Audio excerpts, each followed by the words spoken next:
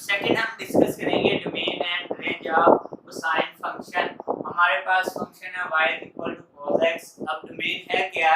Set of all input values of x at which function is defined, यानी x की तमाम value का set जिस पे ये हमारा फंक्शन डिफाइंड है उन्हें हम बोलेंगे डोमेन। और इनपुट वैल्यू का जो हमारे पास रिजल्ट होगा y की वैल्यू का सेट उसे हम बोलेंगे रेंज। तो यहाँ पे आप नोटिस करें y cos x, ये x की किसी भी वैल्यू पे अनडिफाइंड नहीं हो रहा। क्यों? क्योंकि ये क्वोशंट फॉर्म नहीं है, ना ही ये स्क्वायर रूट फॉर्म है। तो इसका मतलब है इस फंक्शन की डोमेन हमारे पास क्या होगी? हमारे पास डोमेन होगी set of all real number.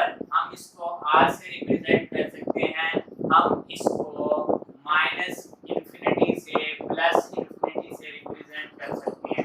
ये तो है हमारे पास डोमेन ऑफ कॉस फंक्शन। अब रेंज इसकी डिस्कस करने के लिए हम पहले कॉस फंक्शन की रेंज के लिए ग्राफिकली डिस्कस कर लेते हैं, देन हम उसको range of trigonometric function cosine x mention करेंगे।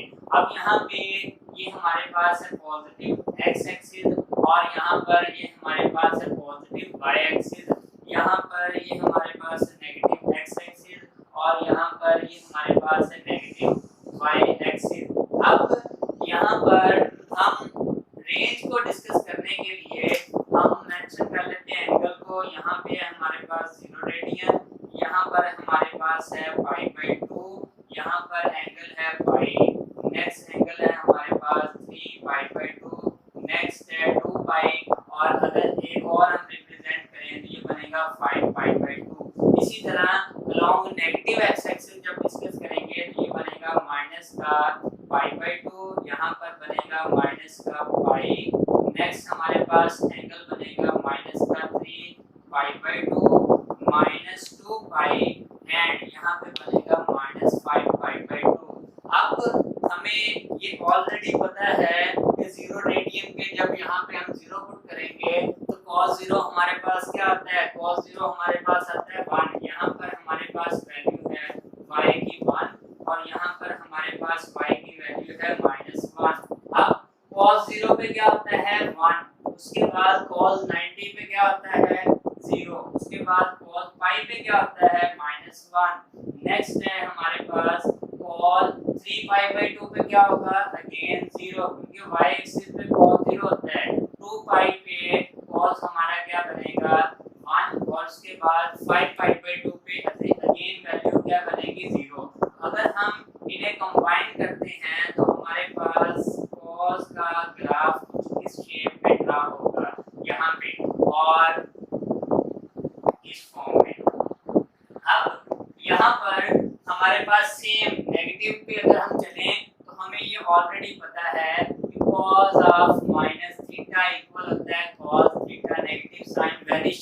इसका मतलब है जो वैल्यू हमें π/2 पे मिल रही है वही हमें -π/2 पे मिलेगी, जो पाई पे मिल रही है वही -π पे मिलेगी सेम, यानी कि नेगेटिव y एक्सिस पे भी सेम ग्राफ हमारा रिप्रेजेंट होगा। इसका मतलब है हमारे पास -π/2 पे क्या होगा? -π/2 पे होगा 0, उसके बाद हमारे पास पाई पे क्या होगा? पाई पे वैल्यू बनेगी -π पे वैल्यू क्या बनेगी? -1, उसके बाद 3π/2 पे क्या वैल्यू बनेगी? 0 और -2π पे अगेन वैल्यू क्या बनेगी? 2π पे 1 और उसके बाद -5π/2 पे अगेन वैल्यू क्या बनेगी? 0। अगर हम इन्हें कंबाइन करते हैं तो हमारे पास cos का जो ग्राफ है इस शेप में ड्रा होगा। अब यहाँ पे क्योंकि period of cosine function is 2π, इसका मतलब 0 रेडियन से लेके 2π के बाद सेम ये ग्राफ हमारा रिपीट होगा। ठीक है, जिसका मतलब ये ग्राफ जो है रिप्रेजेंट कर रहा है कोसाइन फंक्शन को। अब आप नोटिस करें x एक्सिस पे पॉजिटिव x एक्सिस पे up to infinity plus infinity और नेगेटिव x एक्सिस पे अप टू नेगेटिव इंफिनिटी, ये ग्राफ सेम रिपीट होता रहेगा।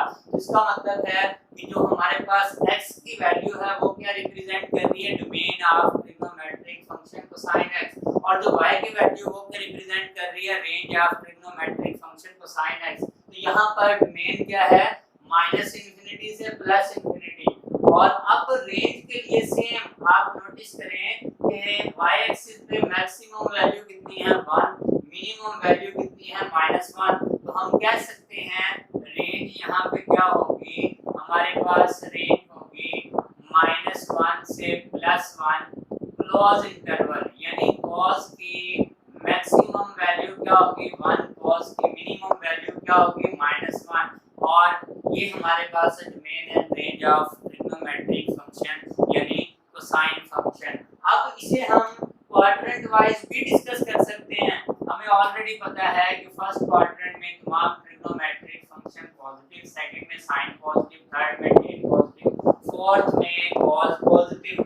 अब यहाँ पर आप नोटिस करें 0 से π/2 कौन सा क्वाड्रेंट है, फर्स्ट, तो फर्स्ट में कॉस क्या है पॉजिटिव, उसके बाद π/2 से π कौन सा क्वाड्रेंट है, सेकंड, तो सेकंड में आप नोटिस करें कॉस की वैल्यू क्या है नेगेटिव, उसके बाद π से 3π/2 थर्ड में कॉस की वैल्यू क्या है नेगेटिव, 3π/2 से 2π फोर्थ में कॉस की वैल्यू क्या है पॉजिटिव, उसके बाद 5π/2 नेक्स्ट वैल्यू पॉजिटिव। तो यानी कि ये ग्राफ को हम वेरीफाई जो है क्वाड्रेंट वाइज भी कर सकते हैं कि फर्स्ट क्वाड्रेंट में कॉस पॉजिटिव होता है तो यहाँ पे वैल्यू पॉजिटिव है, फोर्थ क्वाड्रेंट में कॉस पॉजिटिव होता है तो यहाँ पे वैल्यू क्या है कॉस की ग्राफिकली पॉजिटिव है, यानी y एक्सिस जो है हमारा वो पॉजिटिव है। तो ये हमारे पास है ग्राफ ऑफ कोसाइन फंक्शन।